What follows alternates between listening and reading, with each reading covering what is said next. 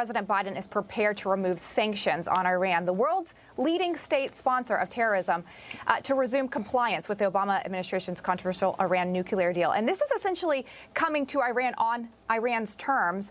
Here to discuss the implications of this is former State Department spokesperson Morgan Ortagus. Morgan, great to have you. Welcome back to the show. Thank you. It's great to be back. All right. Well, you recently wrote an op-ed in the Federalist talking about this. I want to read a part of it. You say, no single foreign policy issue will be as politically charged and controversial as President Biden's move to re-enter this joint comprehensive plan of action with Iran. So why would re-entering the Iran nuclear deal be damaging to foreign policy? And also, where would it put America at risk with our allies? That's both great questions. And as it relates to going back into the JCPOA, the Iran nuclear deal, you've got to remember that actually a bipartisan group of senators were against the Iran deal. Democrat senators as well, whenever President Obama went for it. In fact, that's why they did not bring it before the Congress to be certified as a treaty, because they knew they weren't going to get Senate approval of it. And so that was actually ended up making it easier for the Trump administration to withdraw from it for those reasons. So we often have to ask ourselves in these big foreign policy issues, why do we care? We care because Iran on a daily basis threatens the state, the very existence of Israel. They threaten the United States, and they go beyond threatening in the Middle East. In fact, their proxies, such as the Houthis in Yemen, attack civilian airports in Saudi Arabia. So what does that mean? That means if you have a friend, a son, an aunt that are working in the energy space in Saudi Arabia, and you're going through one of their civilian airports, you can be subject to attacks from proxies that are funded, trained, and equipped by the Iranians. Your viewers may not know, we already have a dead American on President Biden's watch in Iraq from these Shia proxies that were funded, trained, and equipped by the regime in Iran. So fundamentally what's happening here is the Biden administration, I think, unfortunately, is failing to notice that the Middle East has changed entirely over the past 4 years.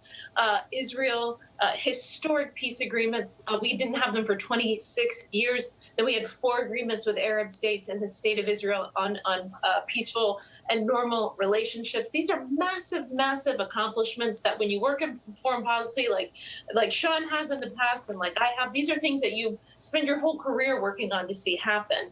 And instead, we do not see Israel. We do not see our Arab allies at the table. Instead, Biden and his team are at the table with the other signatories of the JCPOA, which include China, which include Russia. And the Chinese are currently evading Iran sanctions as it is, with no punishment from the Biden administration. You know, in the op-ed, you write that the Trump administration handed the Biden administration peak negotiating strength with Iran.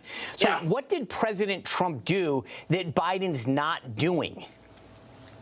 So as it relates to Iran, on the maximum economic pressure campaign that we pursued after withdrawing from the failed Iran nuclear deal, and that campaign, Sean, what we were looking to do is how do we take all of the leverage away from Iran in terms of their economic power? Because the billions of dollars in sanctions relief did not go to helping the poor, innocent people in Iran get new bridges, new schools, new roads, infrastructure. It wasn't going towards any of that. It was going number one to beef up their ballistic missile program and to fund their proxies. So Hezbollah, the Houthis, I mean, you could go through the list of Shia terror organizations throughout the Middle East. That's what they used the money for. I mean, they were actually quite explicit about it. That's why the Central Bank of Iran is designated for giving fund and aid to these terrorist entities. So we pursued this maximum economic pressure campaign, which said we were going to continue to sanction the Iranians until they wanted to come to the table for a new and better deal. So I'm not faulting the Biden administration for wanting to talk and to negotiate with the Iranians. Had we won re-election, we may have been at that place as well. But we would have taken a very, very different approach. And why the Biden team isn't using the leverage that we created by having the regime on the ropes, by taking their funding away, is beyond me. We've handed it to them on a silver platter.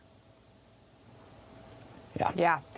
We only have seconds left, but I do want to ask you about this. Speaking of our own borders, we're starting to see them being compromised. 2 Yemenis individuals came in last week, and now MS-13. Biden seems to be negligent and not talking about that at all. Can you talk briefly on the kind of national security concerns that you have with our border? Well, it's a disaster at the border. I just talked to a national security expert on the border today who told me that we'll be looking at 200,000 a month this summer if they don't quickly and radically change their policies. The high point in the Trump administration before he did the Remain in Mexico program and the applying for asylum in the Northern Triangle countries and, of course, building the wall. Before President Trump instituted those policies, we were at about 160,000. That was, the high. And then, of course, all of the policies that we instituted took that down. So you have to worry about, who's getting over the border, COVID, right? Like what kind of, for all of these children that are being brought in, for the surrounding communities, are they subject to COVID beyond the national security risk? And what are the people that they're catching, what are they bringing over? I mean, it would not be that hard to bring any sort of mass weapon over the border.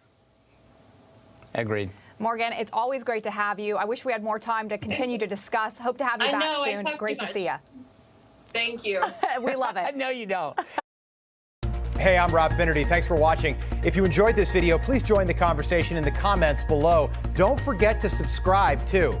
Hit the bell icon to be alerted to breaking news. And remember, there's a whole lot more on Newsmax TV, America's fastest growing cable news network. Newsmax TV, where real news for real people.